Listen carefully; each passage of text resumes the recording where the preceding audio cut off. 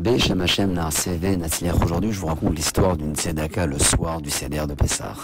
Un jeune avrech étudiant la Torah, qui était un chassid très proche du Saba Kadisha Rabbi Ariel Leib de Shepoli, était marié depuis plus de 10 ans et n'avait pas d'enfant.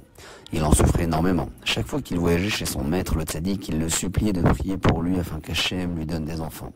Le tzaddik le repoussait en lui demandant de revenir le voir plus tard, en disant que nos maîtres enseignent que celui qui pousse le moment se verra repoussé par le moment. Et celui qui est repoussé par le moment se verra prioritaire sur le moment. En d'autres termes, lui dit-il, chaque chose en son temps. Mais l'épouse de ce pauvre chassid reprochait à son mari: à quoi cela me sert-il de te voir partir à chaque fête auprès de ton tzaddik et de me laisser seul s'il n'est pas en mesure de te promettre une descendance? Et ainsi elle insistait en pleurant devant son mari, au point où le pauvre chassid décida que lors de son prochain voyage auprès du tzaddik, il n'aurait de cesse que lorsque le rav lui aura promis un enfant. Lorsque le chassid arriva auprès de son rabbi, il trouva son maître concentré dans ses pensées, complètement attaché à l'unicité d'Hachem. Le chassid commença à insister auprès du tzaddik pour qu'il prie pour lui afin qu'Hachem lui donne un enfant.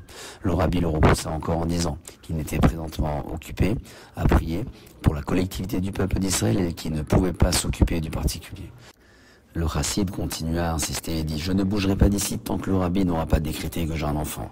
Le sabbat de Shepoli se mit en colère contre le chassid venu le déranger et lui dit: je jure par le serment de la Torah que tu n'auras pas d'enfant parce que tu pousses le moment.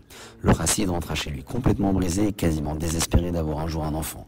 Il raconta à son épouse ce qui lui était arrivé et ils pleurèrent ensemble à chaudes larmes, car ils se disaient que les paroles du rabbi allaient certainement faire de l'effet dans le ciel et qu'il ne restait plus le moindre espoir qu'Hachem leur donne des enfants. Quelque temps plus tard, le chassid voyagea en compagnie de son épouse dans la ville de Koritz pour des affaires. Là-bas, la réussite lui sourit et il devint un homme très riche. À cette époque, le grand tzaddik Rabbi Pinchas de Koritz, disciple du rabbi Israël Baal Shem Tov, vivait dans cette ville. Il vivait dans une grande pauvreté matérielle car il étudiait la Torah avec une très grande assiduité. Il avait préféré le joug de l'étude de la Torah et sa maison était vide de tout. On était au mois de Nissan et la fête de Pessah approchait. Mais le tzaddik n'avait rien, pas même du vin, ni des matzot, ni du maror, ni le moindre aliment pour la fête. Le chassid, qui s'était enrichi en connaissance de la grande précarité dans laquelle vivait le tzaddik de Koritz, il se rendit à la maison du tzaddik, Rabbi Pinchas, et constata de ses propres yeux que la maison était réellement vide. Il questionna la rabbinite, l'épouse du Rabbi Pinchas, sur leur situation économique. La rabbinite répondit: il n'y a pas la plus petite pièce d'argent dans ma maison et je ne sais pas d'où viendra mon salut. Le chassid lui dit: ne te fais aucun souci, je prends en charge tous vos besoins, mais s'il te plaît, ne dis rien au tzaddik, garde les choses dans le secret, et je te demande la permission d'être invité chez vous le soir du Seder. La rabbinite accepta. Lorsqu'arriva la veille du Pessah, le tzaddik était d'une très grande peine en voyant qu'il n'avait absolument rien pour les besoins de la fête. Il se rendit donc au Beth Midrash, la maison d'études, et plaça toutes ses pensées dans l'étude de la Torah en ayant confiance en Hachem qui n'abandonnera pas ceux qui lui sont fidèles. Rabbi Pinchas se demandait malgré tout comment se faisait-il que la rabbinite le laissait en paix sans lui poser aucune question et le laissait dans l'amour de la Torah. Mais il ne lui demanda aucune explication car tout son désir était placé dans la Torah.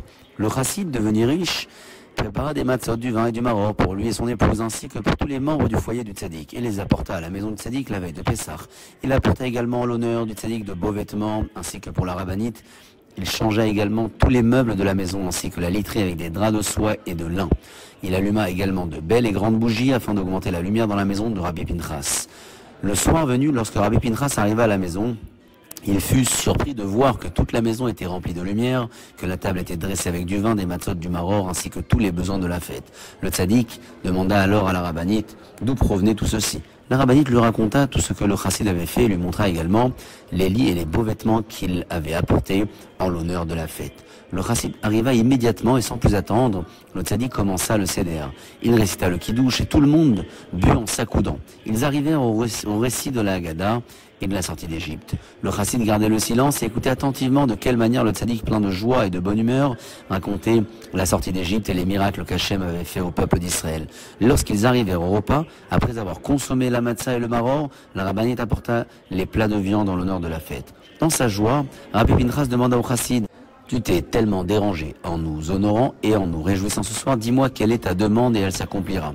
Le chassid raconta au tzaddik la détresse dans laquelle il se trouvait en étant privé d'enfants et que dans son malheur, en consultant le sabbat kadisha de Shepoli et en assistant beaucoup auprès de lui, il avait provoqué la colère du sabbat kadisha et celui-ci avait juré qu'il n'aurait pas d'enfant.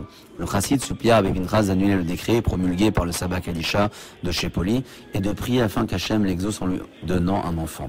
Lorsque Rabbi Pinchas entendit ces paroles, il se leva et jura en disant: si j'ai un mérite dans le ciel, je jure par le serment de la Torah que cette année même tu auras le mérite d'avoir un garçon de ton épouse. Lorsque Rabbi Pinchas prononça ces mots, une grande panique se produisit dans le ciel, car deux serments se présentaient l'un contre l'autre. Le serment de Rabbi Pinchas de Koritz face au serment du sabbat kadisha de Shepoli. En définitive, on examina les livres des tzadikim et on constata que Rabbi Pinchas de Koritz n'avait jamais prêté le moindre serment de sa vie entière, même pour quelque chose de vrai.